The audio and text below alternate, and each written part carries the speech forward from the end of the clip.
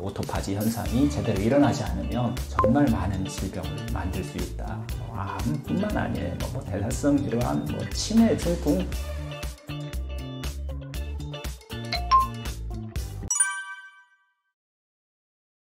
식물성 단백질을 먹어야 하는 이유는, 단백질은 떡에 딱 두 개로 나눌 수 있어요. 식물성 단백질과 동물성 단백질이잖아요.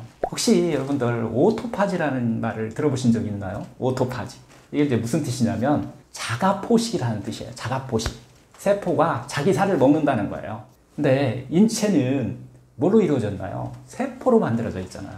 60조 개에서 100조 개의 세포로 만들어져 있다라고 이렇게 이야기를 해요. 그런데 90일 정도가 지나면 우리 몸의 세포가 한 80%가 바뀌어버린대요. 지금의 내가 아니에요. 90일이 지나면. 이렇게 계산해보면, 이렇게 평균적으로 보면 하루에 한 1조 개가 세포가 죽고 새로 태어나는 거예요. 변화가 일어나는 거예요. 이건 이제 누구나 다 아는 사실이잖아요. 결국은 이 인체에 죽은 세포 어떻게 할 거냐. 지금까지는 우리가 잘 몰랐어요. 이거 어떻게 처리되는지. 과학이 발달하니까 이게 다 밝혀진 거예요. 그것을 오토파지라고 얘기하는 거예요. 결국은 자기 세포, 자기가 죽은 것을 자기가 스스로 포식하더라. 그래서 그 안에서 단백질을 섭취하는 거예요. 세포는 단백질 덩어리니까요. 제일 양질의 단백질을 그 안에서 섭취하고 있더라 라고 하는 것이 이게 밝혀져요. 이야기는 2016년이에요. 2016년 노벨의 학상이에요. 이게 지금 제가 내용을 간단하게 얘기했지만 이 주 논문의 내용이에요. 그 누구냐면 오스미 요시노리라고 하는 일본 분이에요. 아마 찾아보시면 자세한 내용은 다 있을 거예요. 하여튼 단백질은 그렇게 하면서 우리 몸 안에서 자가포식하고 있더라. 오토파지가 일어나고 있더라.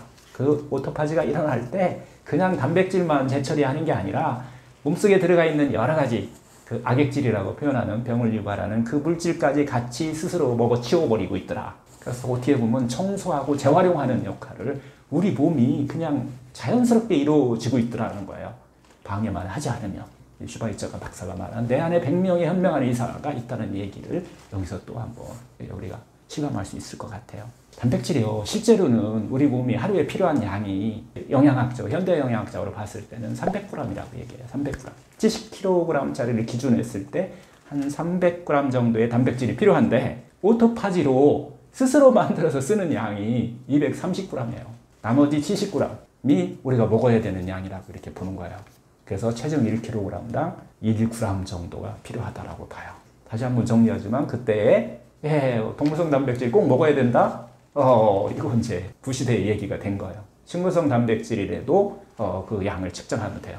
나머지 동물성 단백질은 내 몸 안에서 230g을 자가포식하고 있더라라고 하는 거죠. 하여튼 이렇게 나머지 부족한 70g 정도는 동물성을 드셔도 되고 식물성을 드셔도 되는데 우리가 암의 원인이라 이런 난치병의 원인은 너무 많이 먹었을 때 악액질로 만들어져서 세포에 무리를 주고 있더라라고 하는 것이고요. 하여튼 하루에 필요한 양은 kg당 1g 정도는 필요하다라는 얘기예요. 우리가 음식으로 섭취할 때는 70g 정도의 단백질이 이제 필요하다라고 하는 것이 이제 영양학적 차원에서 접근하는 거예요. 그래서 우리가 지금까지 채식만 하고도 살았을 수 있었던 것이 이게 가능했던 거예요. 그전에는 채식만 하면은 비타민 B12 부족하고 부족하고 해가지고서 이게 안 되는 것 같이 이렇게 얘기를 했는데 이제는 이런 것들이 내가 방해만 하지 않으면 충분히 스스로 만들어 쓴다라고 하는 그런 이야기들을 하고 있죠. 하여튼 동물성 단백질이 너무 그래서 과잉하게 섭취하게 되면은 칼로리도 과잉되지만 그 안에 단백질 양이 너무 많이 생기면 우리가 단백질이 들어오면은 그것을 부패라고 얘기하는데 아주 냄새가 고약하듯이 우리 몸속에서도 참 고약한 악액질을 만든다. 이렇게 돼서 오토파지 현상이 제대로 일어나지 않으면 정말 많은 질병을 만들 수 있다. 암뿐만 아니에요. 대사성 질환, 치매, 중풍 모든 병의 원인이 될 수 있어요. 하나 때문에 치매가 온다 이게 아니라 우리 몸 안에서 오토파지 현상과 리사이클 현상이 제대로 일어나지 않으면 악액질이 해결되지 않으면 여러 가지 문제가 온다라고 하는 것을 볼 수가 있어요. 저 같은 경우는 임상에서 암 환자분들한테 동물성 단백질은 한 5%, 총 열량의 한 5%에서 10% 범위 내에서 좀 드시면, 좀 전에도 얘기했지만 많이 드셨을 때 문제지 적당히 드시는 것은 다 이게 내 몸이 해결할 수 있는 능력이 있다 라고 이렇게 볼 수가 있을 것 같아요. 이 정도는 오토파지 현상에 영향을 일으키지 않고 동물성 단백질을, 그리고 특히 이제 식물성 단백질은 아무리 많이 드셔도 전혀 문제가 없다. 이런 것들이 지금 이제 의학계의 정설로 굳어지고 있으니까 이렇게 단백질 섭취하시면서 병을 치료하는데 도움을 좀 받으셨으면 좋겠습니다. 예, 식물성 단백질은 여러분 뭐 다 아시잖아요. 콩 속에 많이 들어있다는 것은. 요즘 뭐 그 정도까지 다 지식적으로 알고 계신 것 같아요. 김 속에 단위 g당 포함량은 김 속에 제일 많아요.